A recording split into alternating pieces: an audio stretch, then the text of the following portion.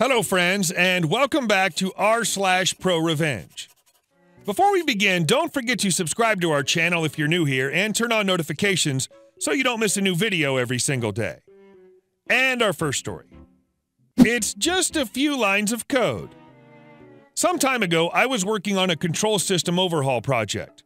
Out with the 1990s stuff and in with the newer stuff.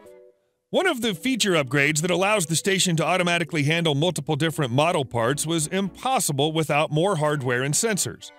The previous configuration required several minutes of changeover for different model parts to ensure that the station was properly set for each specific model. I and my supervisor explained to a manager that what they were asking for required a revised budget, as there was no feasible way to write the logic to operate without certain inputs. It was essentially asking to install auto-driving functionality into a car that didn't have radar, cameras, or any sort of external sensors, and thus was entirely reliant on the car's built-in GPS to find its way around, along with being blind to traffic and traffic lights as well. It's just a few lines of code, figure it out. So my team came up with an idea. Have the operator manually input required data before each production cycle starts, which is about every 30 seconds, because existing control system setup just didn't know. Otherwise, the cycle will not start. I did ask for operators' input, and they all thought it was an incredibly bad idea, but the manager insisted they would get used to it. Operators hated it, of course, when it went live, and management heard the whining after half a day of the madness. We were instructed to put in a bypass, and we got management approval to install it after putting our warnings in writing about having control system blindly operate with a set of assumed conditions that may rapidly change. One of us put in an email statement, "You're asking us to create a self-driving car that assumes it's on a straight highway and there is nothing in its way at all times with the press of a button. We can do that if you have no objections." Have you ever seen a machine drill into itself, sever some high-pressure coolant lines, and then attempt to cycle with the super expensive drill bits still tearing into the casted structural components? It was not pretty. As it turned out, that super hard drill bits shatter instead of bending when struck by a high-speed transfer mechanism. I wish I could share pictures and more details, but that's against legal department's policy. And our second story. HR wasn't informed of changes in my working. I work as a technical architect/product designer for a software company, medium enterprise, and I'm only 24 years old. At 24, you don't usually see a lot of people in that designation, so most of the new senior hires look down on me. I've been working my butt off at this place since it was a startup with less than 50 employees, hence I've done all sorts of jobs for this place. I've taken the letters to the post office, even cleaned the office on odd nights.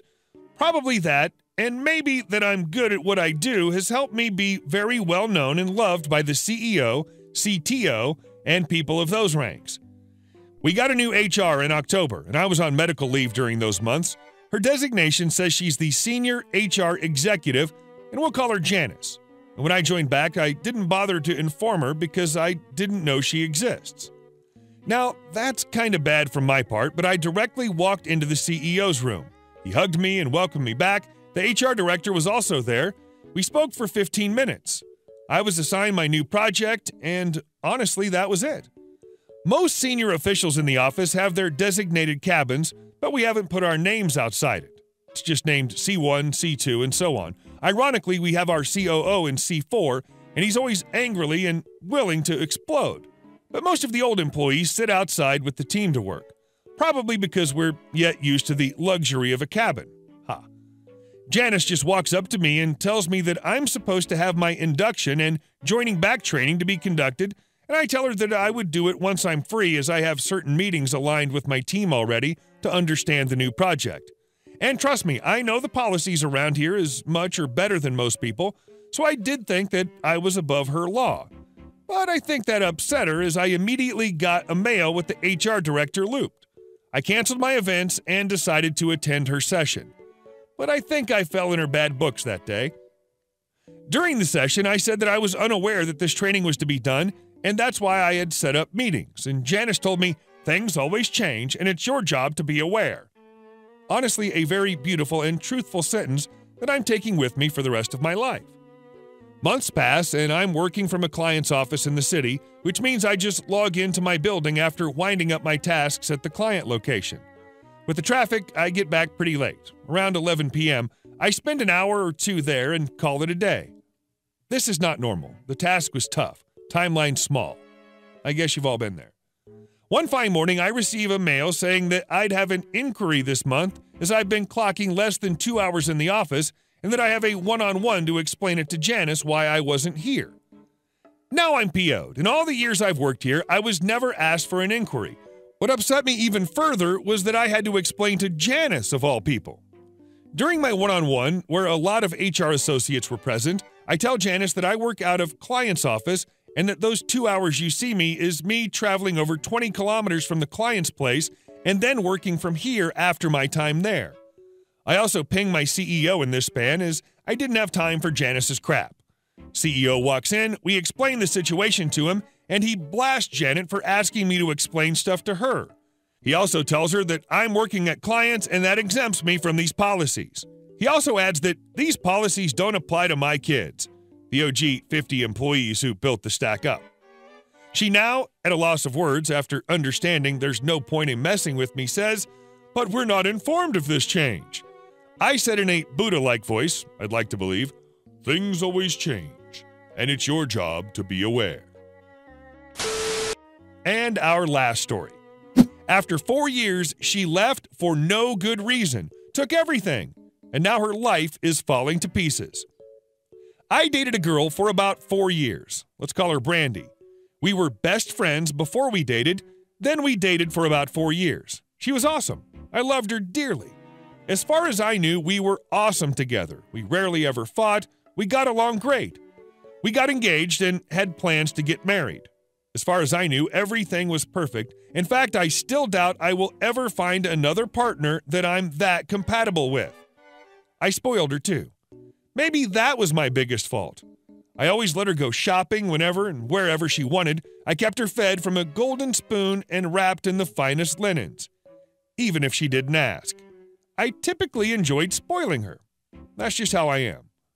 She had recently gotten a part-time job as a director's assistant, paying $10 an hour, and I'd subsequently gotten her a new cell phone line for her as a work line, as a celebratory gesture, because she'd been wanting a Note 5 and wasn't due for an upgrade. She said she'd pay for the balance on the old phone with her first check.